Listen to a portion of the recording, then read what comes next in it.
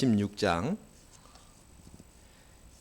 15, 16절 제가 먼저 15절 그리고 16절은 우리가 같이 읽겠습니다. 계시록 16장 15절 보라 내가 도둑같이 오리니 누구든지 깨어 자기 옷을 지켜 벌거벗고 다니지 아니하며 자기의 부끄러움을 보이지 아니하는 자는 복이 있도다.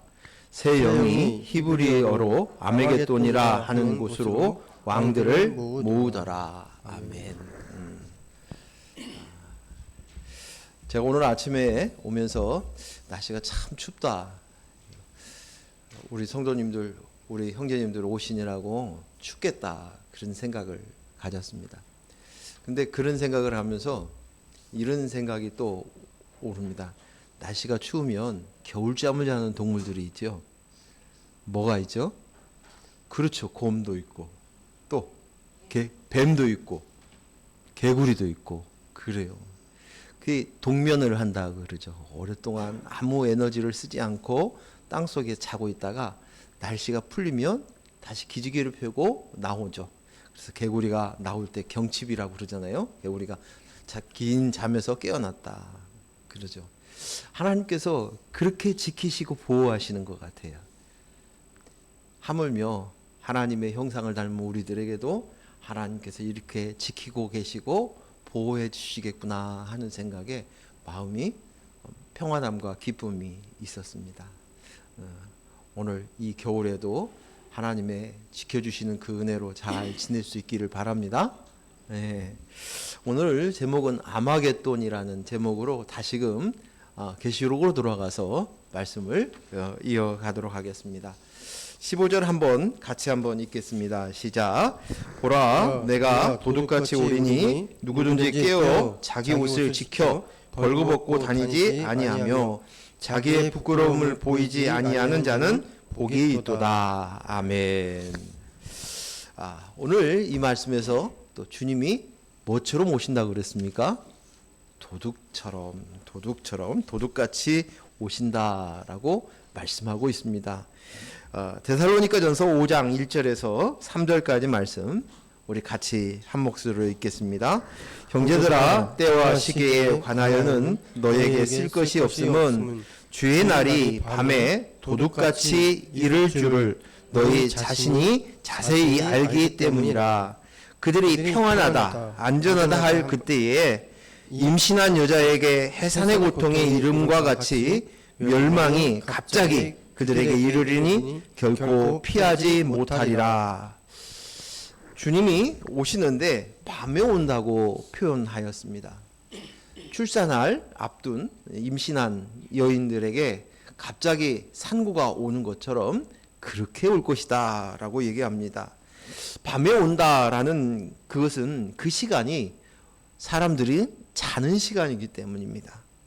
도둑같이 온다는 말은 주인이 모르게 인지하지 못하고 어느 때다라고 감을 못 잡을 그 시기에 몰래 온다고 말씀하고 있습니다.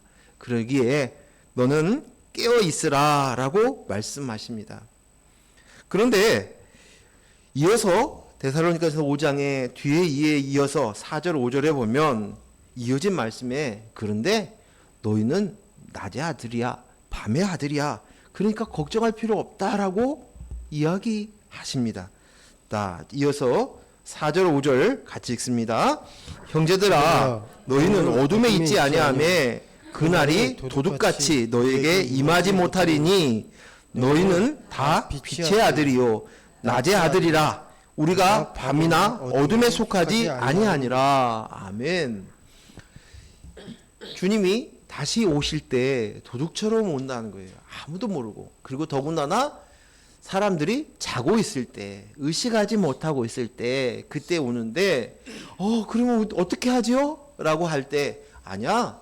근데 너는 낮의 아들이야. 빛의 아들이야. 라고 말씀하십니다. 빛은 누가 빛입니까? 누구지요? 참 빛 되신 것은 우리 주님이신 줄로 믿습니다. 그렇죠? 너희가 빛이다 소금이다고 말씀하시는데 그것은 내가 빛이고 내가 소금의 역할을 하라는 그런 말씀이 아니라 참 빛이 되신 그분이 내가 되셔서 십자가에 못 박혀 죽으시고 그분이 우리에게 주신 것이 뭐예요? 빛을 주셨어요. 그 빛은 무엇이겠습니까? 그리스도의 영이죠. 그리스도의 영을 가지고 있는 너희들은 괜찮아. 너는 빛의 아들이기 때문에, 낮의 아들이기 때문에 걱정할 필요가 없어. 응?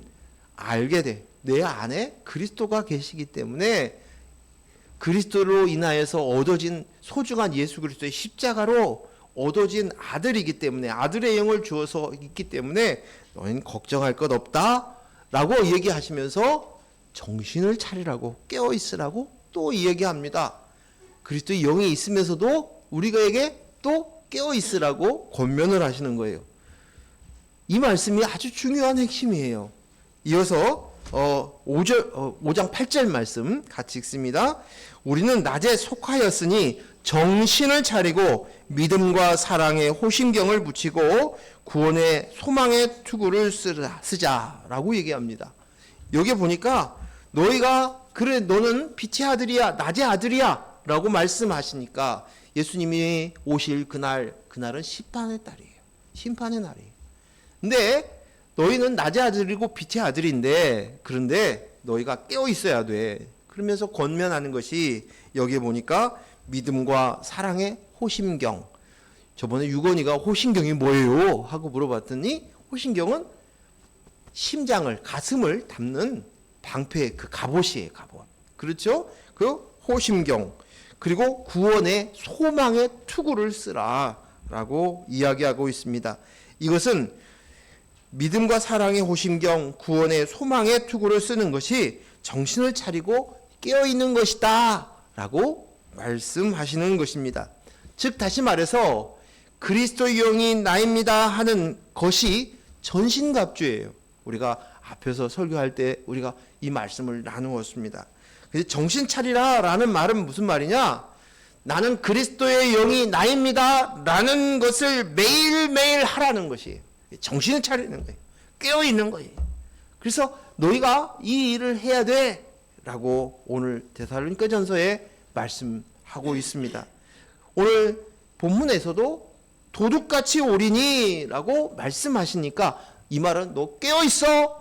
또 거기에서 데살로니가전서 이 말씀을 이어서 보면 너는 호심경, 믿음과 사랑의 이 호심경을 가져 갑옷을 입어야 되는데 구원의 소망의 투구를 쓰라는 거, 이것은 그리스도의 영이 나입니다를 매일 하라는 것입니다.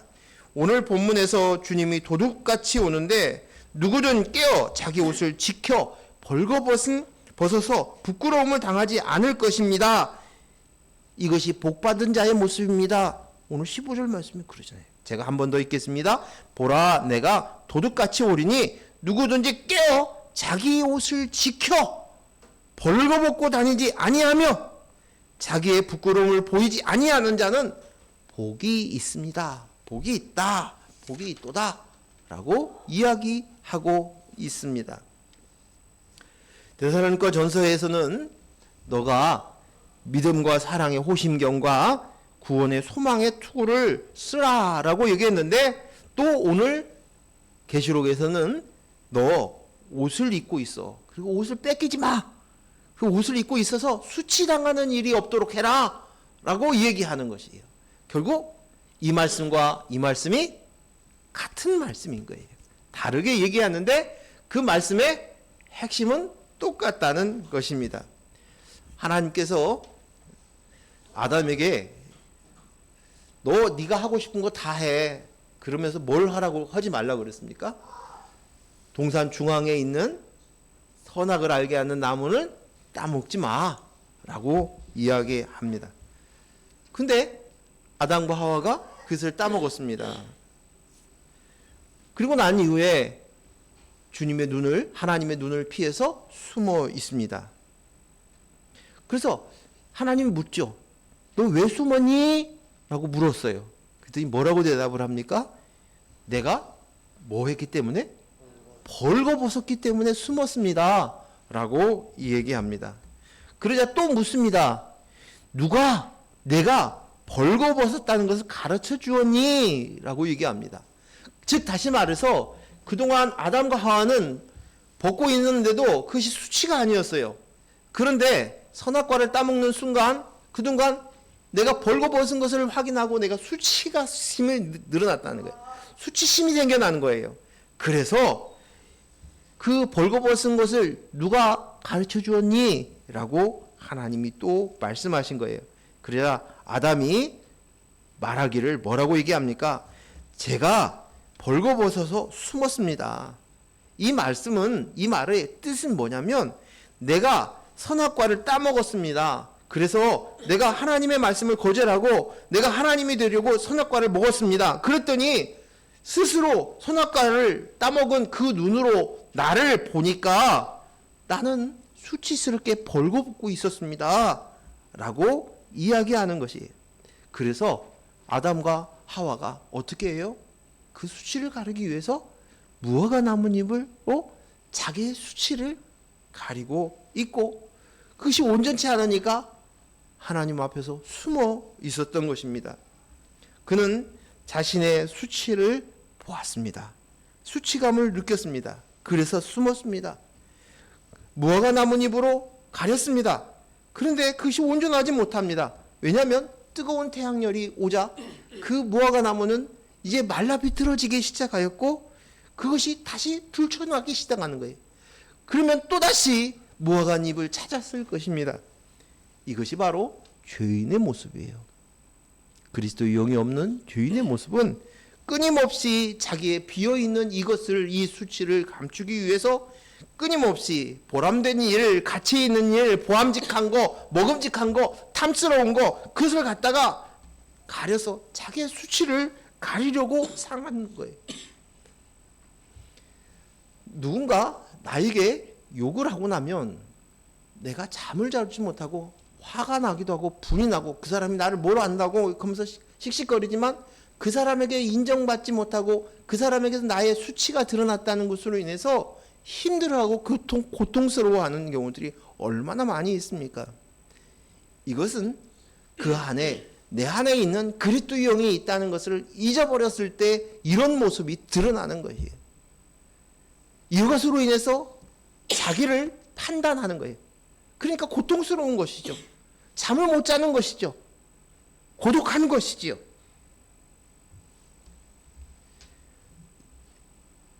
하나님의 영이 없으면, 그리스도가 없으면 늘 수치를 가리기 위해서 그 허전함과 공허감을 채우기 위해서 발버둥을 치고 삽니다. 이것이 인생을 사는 사람들의 모습입니다. 내가 나야가 하며 사는 자의 모습인 것입니다. 레위기서 11장 10절 말씀 보겠습니다. 레위기서 11장 10절 말씀 같이 읽습니다. 물에서 움직이는 모든 것과 물에서 사는 모든 것은 곧 강과 바다에 있는 것으로서 지느러미와 비늘 없는 모든 것은 너희에게 가증한 것이라. 이스라엘 백성들에게 먹을 것, 먹지 말아야 할 것. 근데 그 기준이 뭐냐면 부정한 것은 먹지 마. 부정하지 않은 것만 먹어야 돼. 너희는 그것만 먹고 살아야 돼. 그런데 물속에 있는 동물에 대해서는 기준이 뭐였냐면 비늘이 없는 것은 먹으면 안 돼. 뭐 뱀장어 같은 이런 것들. 그쵸? 언뜻 생각하게 비늘이 없는 것. 또 지느러미가 없는 것들은 먹지 마라고 이야기하고 있습니다. 이것은 무슨 말이냐면 이 비늘이 없는 것, 이것이 부정하다고 너희는 그것을 먹고 사는 자가 아니라고 이야기하신 그것은 벌거벗은 것, 벌거벗은 모습으로 죄인이 내가 나야 하면서 사는 모습을 이야기하는 것이에요. 즉 다시 말해서 오늘 전신갑주가 없는 거예요. 옷이 없는 거예요. 그래서 수치를 드러내고 있는 거예요. 그런 모습으로 너는 살아서는 안 돼. 그것을 가르쳐 주시기 위해서 이건 가져간 거야. 부정한 거야. 너는 절대 하나님의 백성인 너희들은 이것을 먹어서는 안 돼. 라고 말씀하신 것입니다. 또 지느러미는 뭐예요? 지느러미는 그 물고기의 방향성을 결정합니다. 그 지느러미에 의해서 방향성을 가는데 즉 다시 말해서 너희는 목적을, 방향을 잃어서는 안 된다는 거예요. 그리스도의 영으로 납니다라는 이 한 방향으로 가야지 지느러미가 없어서 방향성이 없이 가는 그런 인생을 살아서는 안 된다는 것이죠. 그리스도의 영으로 납니다. 이 한 가지 목적, 하나님의 나라 영생의 삶을 살아가는 모습들이 한 방향으로 가는 인생을 살아야 되는데 그렇지 그렇게 해서는 안 된다는 것입니다. 그래서 오늘 지금 너에게 비닐이 있는 음식조차도 먹어서는 안 된다고 이야기하고 있는 것은 오늘 계시록의 이 말씀처럼 벌거벗은 자가 되지 말라라고 하는 것입니다. 이 말은 뭐겠습니까? 그리스도의 영이 없으면 벌거벗은 자와 같다는 것이에요. 같다는 것이. 오직 그 수치를 가리려고 사람들은 스스로 무화과 나뭇잎을 취하듯이 자기의 행위로 그것을 가리려고 합니다. 자기가 가지고 있는 그것으로 가리려고 합니다. 그러나 이때 우리 하나님께서는 가죽옷을 마련해 줍니다. 그래서 그의 옷들을 몸을 가려줬다라고 얘기합니다. 창세기 3장 21절 말씀 같이 읽습니다. 시작. 여호와 하나님이 아담과 그의 아내를 위하여 가죽옷을 지어 입히시니라. 아멘. 이게 복음이에요. 하나님이 하실 일 그것이. 가죽옷은 어떻게 얻어집니까? 양을 잡아서 취하는 것이에요. 예수 그리스도께서 내가 되셔서 내 대신 십자가에 못 박혀 흘리시고 보혈을 흘리심으로 말미암아 너의 수치를 가려주시겠다는 거예요. 즉 다시 말해서 이제 넌 공허하였던 그곳에 이제는 예수 그리스도의 십자가의 사건으로 얻어진 그리스도의 영을 너 안에 담음으로 인해서 이미 그 공허와 그 수치감을 완전히 제하시겠다고 말씀하시는 것입니다. 계시록 19장 8절 말씀 같이 읽습니다. 그에게서 빛나고 깨끗한 세마포 옷을 입도록 허락하셨으니 이 세마포 옷은 성도의 옳은 행실이로다 하더라. 이게 같은 말씀이에요. 우리에게는 깨끗하고 빛나는 세마포 옷을 입도록 허락하셨습니다. 우리에게 주신 이 세마포 옷을 입은 자만이 들어가는 거예요. 잔치에 참여하여 들어갔지만 의복이 없는 자들은 다 쫓겨나는 거예요. 슬피 울며 일을 간다고 말씀하고 있어요. 그런데 우리에게는 이 세마포 옷을, 깨끗한 세마포 옷을 주었다라고 말씀하십니다. 이 세마포 옷은 무엇입니까? 비닐이 무엇입니까? 바로 그리스도의 영, 그것입니다. 그리스도의 영으로 나입니다. 이것이에요.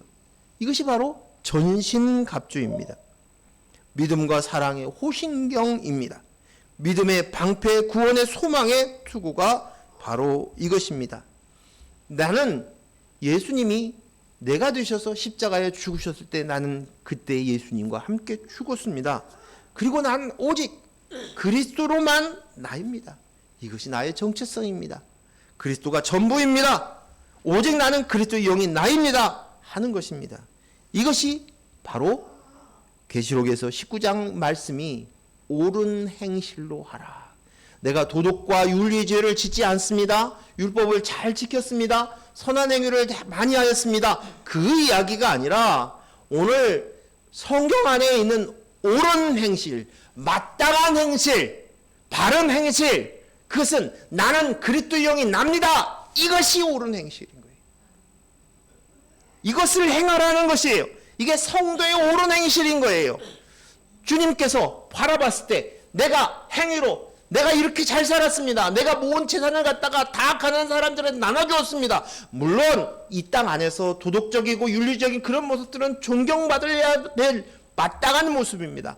그러나 하나님께서 우리를 바라보았을 때는 예수 그리스도의 십자가를 통하여서 주어진 그리스도의 영, 아들의 영을 주었는데 그것으로 인해서 정체성을 갖지 않고 산다면 그것은 옳은 행실을 쌓지 않는 거예요.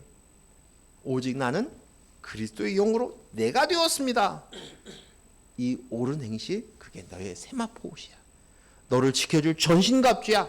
그것이 너의 비닐이야 라고 말씀하시는 것을 우리는 기억해야 될 줄로 믿습니다. 16절 말씀 같이 읽겠습니다. 시작. 새 영이 히브리어로 아마겟돈이라 하는 곳으로 왕들을 모으더라. 이 말씀이 심상치 않습니다. 여기 아마겟돈의 히브리어는 하르메기도입니다. 근데 이 말을 풀이하면 뭐냐면 무깃도의 언덕, 무깃도의 산이라는 뜻입니다. 무깃도는 성경에 2번 언급이 걸쳐, 무깃도에서 2번 전쟁을 하는 장면이 나와요. 그래서 이스라엘 사람들은 무깃도, 아마겟돈 하면 그것은 전쟁하는 곳이라고 바로 알아들을 수 있는 말이에요. 아마겟돈? 그것은 전쟁터야. 전쟁하는 곳이야. 그런데 여기 보면 성경을 이렇게 보면 이 지역이 갈멜살 부근에 있는데 그 무깃도 평원이라고도 얘기하는데 그곳에 보면 군사적인 요충지로서 이스라엘 사람들이 전쟁을 쳐들어왔을 때 전쟁터로 삼는 장소가 이 무깃도가 아주 적당하다는 거예요. 그래서 사사기 5장 19절에 보면 사사 드보라, 여자 사사죠. 드보라와 바락이 가나안의 시스라를 쳐서 무찌른 장소가 무깃도였습니다. 또 하나는 열왕기 하에 23장 29절에 나와 있어요. 근데 거기에 보면 어떤 장면이 나오면 요시야 왕이 이 무깃도에서 전쟁을 하다가 죽습니다. 전사를 합니다. 근데 어떤 전쟁이었냐면 이 애굽에 있는 느고 왕이 아수르 나라를 공격하기 위해 쳐들어가고 있는데 이 요시야 왕이 무깃도에서 맞이해서 전쟁을 저래요. 왜냐하면 애굽이 전쟁을 가야 되는데 먼저 작은 나라인 이스라엘을 먼저 잠잠하게 만들어 놓고 그리고 난 다음에 아수르를 쳐들어가려고 하는 거예요. 근데 그 전쟁터에서 요시야 왕은 죽고 말았습니다. 전사한 곳이 바로 무깃도입니다. 그래서 이스라엘 사람들에게는 무깃도, 아마겟돈 하면은 전쟁터, 전쟁하는 곳이라고 연상합니다. 즉 아마겟돈은 예수님이 다시 오실 때 사단의 세력과 주님이 싸우는 장소로서 이 장소를 상징하여서 이야기하고 있는 것입니다. 이것이 너의 전쟁터, 최후의 전쟁터, 그것이 바로 아마겟돈, 무깃도인 것입니다. 우리는 앞에 14절을 우리가 봤던 14절에서 지난주에 그 새형이 어떤 새형이었어요? 용, 짐승, 거짓 선지자의 입을 가지고 있는. 근데 그 모양은 뭐 같다고요? 개구리 같다. 기억나시죠? 불과 2주 전에 제가 우리 말씀을 나눴죠. 기억나죠? 개구리 모양 같더라 라고 했어요. 이것은 다 뭐예요? 거짓 선지자 사단의 졸개들이고 사단과 같은 동일시되는 상징적인 모습이었고 개골개골 하는 그것은 뭐예요? 내가 나야. 내가 하나님이야. 내가 나야. 라고 하는 개구리 모습인 거예요. 수치스러운 모습들. 그리고 거기서 스스로 계속 시끄럽게 떠드는 모습들. 내가 나야. 모든 일이 내가 나야. 자식을 키운 때도 자식한테도 내가 나야를 강조하는 거야. 너는 이래야 돼. 너는 나를 위해서 이래야 돼. 아내를 잊고 남편을 붙들고 그리고 계속 내가 나야를 강조하는 거야. 왜 근데 너는 내가 나를 도와주지 않니? 하면서 개골개골 하는 거예요. 그래서 부부 안에도 개골개골하고 싸우는 거죠. 이웃 간에도 직장 안에서 형제 간에서도 개골개골 하면서 싸우는 모습들이 내가 나예요. 그리고 여기서 동방의 왕들을 데리고 모았다 하는 것이 14절 마지막 절에 그 지난번에 봤던 얘기였죠. 그 왕은 동방의 왕들은 뭐예요? 흩어져 있는 왕들을 모았다. 그게 뭐예요? 그 왕은 내가 왕이야 하는 것이 내가 하나님이야 하는 이들을 왕인 거예요. 내가 왕이야. 하나님이 왕이시지 않은 자, 하나님이 나의 주인이십니다. 조물주이십니다. 나를 만드신 분이십니다. 그분이 나를 재창조하셨습니다. 나를 사랑하시는 사랑의 하나님이십니다. 이런 인식이 없는 이들의 모습 속에서 있는 이들이 다 하는 것이 뭐예요? 개골개골 내가 왕이야. 내가 왕이야. 내가 왕이야. 하는 그들이 전쟁을 하기 위해서 다 그들을 모은다는 게 끌어모으고 어디로? 아마겟돈으로 모은 것입니다. 이제 그곳에서 최후의 전쟁을 남겨둔 것이에요. 아마겟돈으로 모으더라. 그런데 이제 그 아마겟돈에서 이 모습들을 대적재앙을 보고 나니까 그들이 이 말은 무슨 얘기를 하냐면 대적을 보는 거예요. 그 대적이 누구예요? 내가 나야 하고 있는 나예요. 나는 그리스도 영으로 납니다로 하지 않고 내가 영리로 쓰고 있는 나의 모습들이 드러나는 거예요. 대적이 드러나는 거예요. 아, 정신을 차려보니까 너 도둑처럼 온다. 정신 차려 라고 얘기하셨던 이 말씀에 정신을 차리고 보니까 그곳에 있는 내가 영리로 쓰고 있는 내가 나의 모습들이 훤하게 드러나는 거예요. 대적들이 내가 왕이야, 내가 왕이야 하는 이들이 공격하고 오는 거예요. 그 모습 앞에서 오늘 뭐라고 했냐면 이제는 그 전쟁터에서 내가 바위 뒤에 숨어 있는 것이 아니라 그 대적들 앞에서 숨어서 그리고 그들과 적당히 화해하면서 뇌물을 주면서 화해하면서 살아가는 그것이 아니라 그들을 맞이하여서 내가 전쟁할 준비가 되어 있다는 거예요. 도망치지 않고 꼬리 빼고 주무치지 않고 적당히 감추지 않고 적당히 합리화시키지 않고 이제 그 전쟁터에 올라가는 거예요. 자, 게임이 시작이 되었어요. 링 위에 상대의 적군이 올라왔어요. 그러면 내가 다시 숨는 것이 아니라 꼬리를 내리고 숨는 것이 아니라 나도 한판 붙자 하고 링 위에 올라가는 것이 지금 그 모습이 이 이야기를 하고 있는 것입니다. 내가 이제 비로소 전쟁할 준비가 되어 있는 거예요. 전쟁할 각오가 되어 있는 거예요. 우리가 지난번에 보았던 것처럼 다윗이 소년 다윗이 돌멩이 세 개를 들고 나가서 골리앗을 향하여서 너 하나님을 모욕해? 나는 하나님, 너는 칼과 단창으로 오지만 인생의 그 가지고 있는 무기로 나에게 오지만 나는 하나님의 이름으로 너희가 간다 라고 당당히 링 위에 올라서는 것과 같은 것입니다. 이제 나에 대한 진짜 실체를 보는 사람이 이 링 위에 올라갈 수 있습니다. 전쟁을 벌일 수 있도록 이 아마겟돈에 등장할 수 있는 거예요. 내 실체를 보지 못하면 할 수가 없는 것이 인식이 없는데 어떻게 전쟁을 치릅니까? 우리가 죄 짓는 몸수를 멈추기 위해서는 어떤 그냥 그런가 봐 생각으로 지식으로 그래 주여 하고 내가 죄인입니다 이렇게 이야기해서는 똑같은 일을 반복합니다.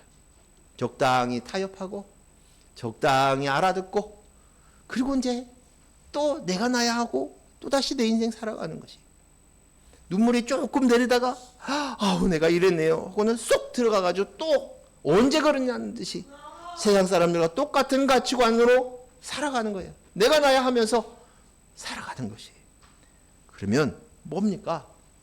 내가 얼마나 내가 나야 하고 있는 영리를 품고 있는 내 모습들이 얼마나 심각한 것인가, 내가 이런 죄인이었구나 라는 것이 각성되어야만 되는 거예요. 그냥 흐리멍텅하게 지나가 버리면, 적당히 지나가 버리면 또 넘어지는 거예요. 또 반복되는 것이에요. 그 사이클이 계속 사사기에 나와 있는 그 사이클이 계속 돌아가는 것이,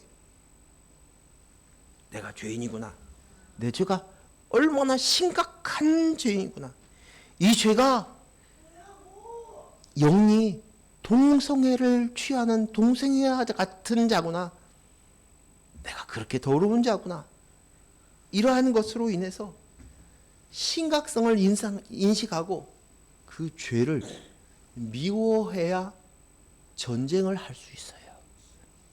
미워해야 돼요. 죄를 미워하지 않고는 죄를 해결할 수 없고 죄와 싸울 수도 없고 죄에 대해서 승리할 수도 없습니다. 미워해야 돼요. 그냥 적당히 그래 하고 가면 타협하면 안 되는 것이. 이것이 우리가 깊이 전쟁터에 올라갈 수 있는 조건이에요. 내가 이렇게 살다 보면 지옥에 갈 수밖에 없구나.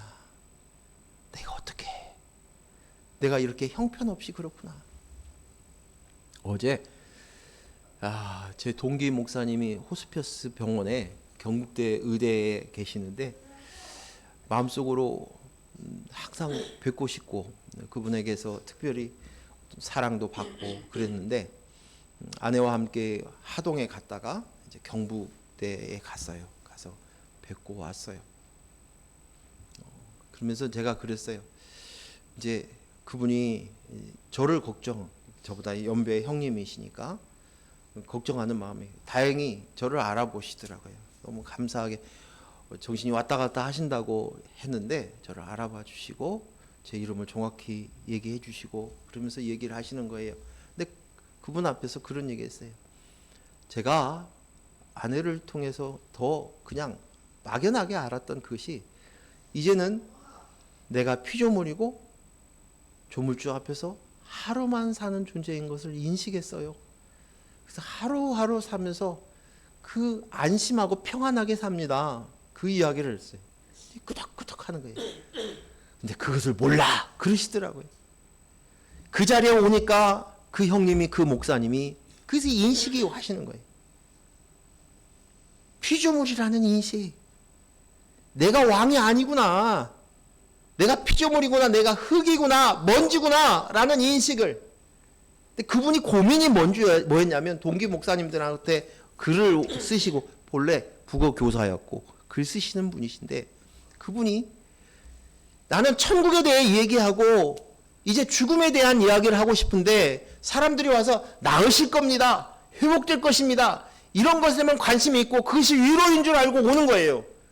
근데 나는 이제 마음껏 죽음에 대해서 얘기를 나누고 싶다. 근데 그러지 못한다. 이렇게 얘기를 하는 거예요. 여러분, 정신을 똑바로 차리고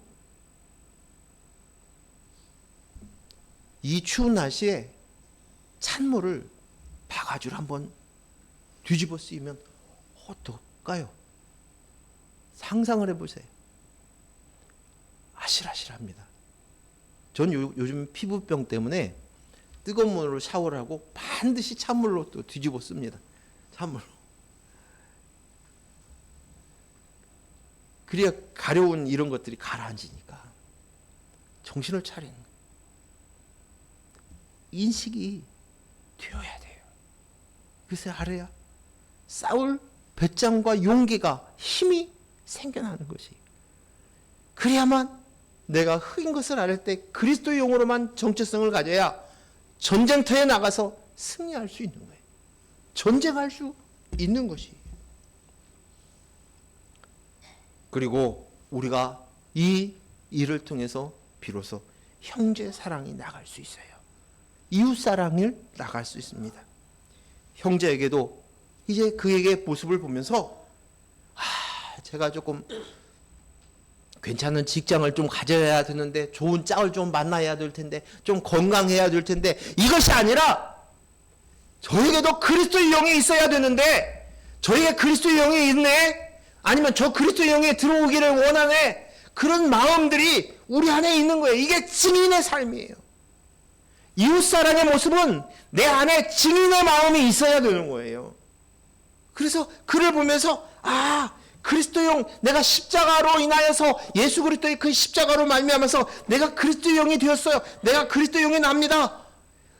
이처럼 내가 돌아온 것처럼 저들도 컴백 돌아와야 할 텐데 그거예요. 그것이 이웃사랑이 비로소 나가는 거예요. 자식을 바라보면서 좀 자식 제대로 사람 구실하며 살아야 할 텐데 이렇게 나가지 않고 이젠 그 속에 있는 그리스도의 영으로서 그가 나와 같은 형제이구나 이웃이구나 이것이 되기를 소원하는 마음들이 우리 속에서 일어나는 것이에요. 그래서 이웃사랑이 뭔지 이제 아는 거예요. 여러분의 이웃이 누구입니까? 내 자녀도 내 형제예요. 내 이웃이에요. 내 자식이 내가 책임져야 돼. 60만 내 몸을 통해서 나았을 뿐이에요. 이제 예수 그리스도 십자가로 나온 자식. 분리시키고 그리고 그 안에 그리스도 영으로 형제 되어지기를 위해서 우리가 힘쓰고 애쓰는 이웃사랑이 나가는 거예요. 아멘. 이건 참 심각한 문제예요. 근데 이것이 싸운 자들이 비로소 이웃사랑을 할 수 있는 거예요. 아마겟돈 전쟁은 내가 나야를 십자가에 못 박는 죽음 전쟁이에요. 다른 것이 아니야. 내가 죽고 주님이 살았습니다. 사도 바울이 매일매일 나는 날마다 죽습니다. 이것이 아마겟돈 전쟁을 하는 것이에요. 그런데 이 아마겟돈 전쟁은 옛날에도 있었고 지금도 있고 그리고 예수님의 재림 때까지 이 전쟁은 끊이지 않고 있을 것이고 도중에 내가 육신의 장막을 끝날 때까지 또 우리는 끝까지 이 아마겟돈 전쟁을 치르게 될 것입니다. 이것은 이 전쟁에 나가기 위해서 우리가 꼭 해야 될 것은 전신갑주를 입으라는 거예요. 믿음과 사랑의 그 호심경을 하라는 거예요. 믿음의 그 투구를, 소망의 투구를 쓰라는 것이에요. 이 전신갑주를 입고 전쟁터에 나가면 마땅히 전신갑주를 입어야 되는 것 아닙니까? 이게 전쟁의 자세예요. 그거에 대해서 얘기하는 거예요. 에베소서 6장 13절에서 18절까지 말씀 우리 같이 천천히 읽겠습니다. 그러므로 하나님의 전신갑주를 취하라. 이는 악한 날에 너희가 능히 대적하고 모든 일을 행한 후에 서기 위함이라. 그런즉 서서 진리로 너희 허리띠를 띠고 의의 호심경을 붙이고 평안의 복음에 준비한 것으로 신을 신고 모든 것 위에 믿음의 방패를 가지고 이로써 능히 악한 자의 모든 불화살을 소멸하고 구원의 투구와 성령의 검 곧 하나님의 말씀을 가지라. 모든 기도와 간구를 하되 항상 성령 안에서 기도하고 이를 위하여 깨어 구하기를 항상 힘쓰며 여러 성도를 위하여 구하라. 아멘. 전신갑주는 전쟁터에 나가는 자는 마땅히 반드시 꼭 입지 않아서는 절대 안 되는 필수적인 도구입니다. 그래서 십자가 군병된 너희들아 전신갑주를 입어야 돼. 이건 혈과 육의 싸움이 아니야. 영적인 싸움이야. 라고 말씀하면서 오늘 너희가 이 전신갑주를 입으라는 것입니다. 이 전신갑주는 뭐예요? 나는 그리스도의 영으로 나입니다. 하는 것이에요. 세마포시예요. 비닐이 우리를 지켜줄 비닐인 것입니다. 나는 죽었습니다. 그리스도의 영이 나의 주인이시고 나는 그리스도의 영으로만 나입니다. 라고 고백하는 것이에요. 그래서 나는 죽고 다시 산 자입니다. 이것이 전신갑주를 입는 것입니다. 이 무시무시한 아마겟돈 전쟁을 준비하고 우리는 마땅히 승리해야 됩니다. 그런데 오늘 이 전쟁에 그냥 나 혼자 가는 것이 아니라 우리 같이 가야 됩니다. 우리 같이 가야 됩니다. 우리는 공동체이기 때문입니다. 공동체이기 때문에 우리가 그리스도의 영이 있는 우리가 한 몸을 이룬 우리가 가는 것이 우리는 각자 모양은 달라도 한 그리스도의 머리를 숨기고 있는 우리인 줄로 믿습니다. 몸인 줄로 믿습니다. 이것이 교회예요. 교회예요. 우리 같이 이 일을 이 전쟁을 치르러 전신갑주를 입고 나가기를 바랍니다. 이제 말씀을 마치겠습니다. 사탄은 사탄의 일을 계속 할 것입니다. 성경 마태복음 26장 50절 말씀을 읽겠습니다. 같이 읽습니다. 예수께서 이르시되 친구여 내가 무엇을 하려고 왔는지 행하라 하신대 이에 그들이 나와서 예수께 손을 대어 잡는지라. 이 장면은 예수님께서 땀방울이 빗방울이 되도록 기도하시고 제자들에게 와서 최후의 만찬을 하는 그 가운데서 예수님의 배신할 자를 이미 예언하셨는데 그가 누구냐에 관심이 있는 거예요. 나는 아니지요. 누구입니까? 도대체 예수님을 방해하는 자가. 내 떡반죽을 같이 손에 올리는 그분이라 라고 얘기합니다. 그러면서 예수님께서 뭐라고 하시냐면 형제여, 친구여, 내가 무엇을 하려고 했는지 행하라 라고 얘기합니다. 그리고 가룟 유다는 가서 군대를 이끌고 예수를 잡으러 옵니다. 사단은 부지런하게 자기들의 할 일을 계속합니다. 오늘 계시록에 나와 있는 말씀들처럼 곳곳을 돌아다니면서 왕들을 모으기 시작하여서 아마겟돈에서 전쟁을 치르려고 그들이 준비하고 모여들고 있다는 것입니다.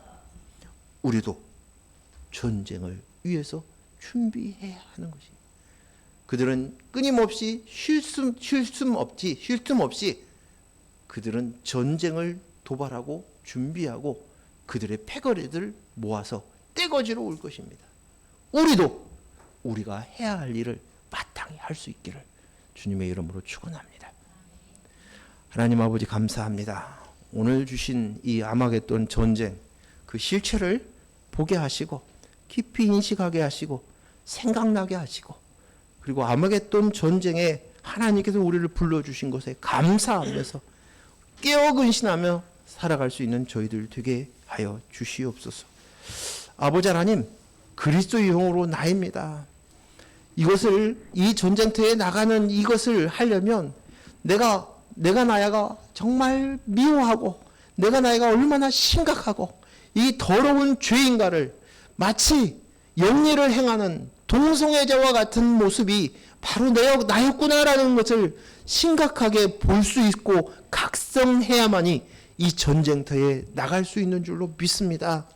아버지 하나님, 이 각성이 우리에게 있게 하여 주옵시고 이 전쟁터에 나가서 우리가 나 혼자가 아니라 우리가 같이 나가 싸워 이겨서 승리한 예수 그리스도의 그 십자가의 승리의 깃발 아래서 승전가를 같이 부를 수 있는 저희들 될 수 있도록 허락하여 주시옵기를 원합니다.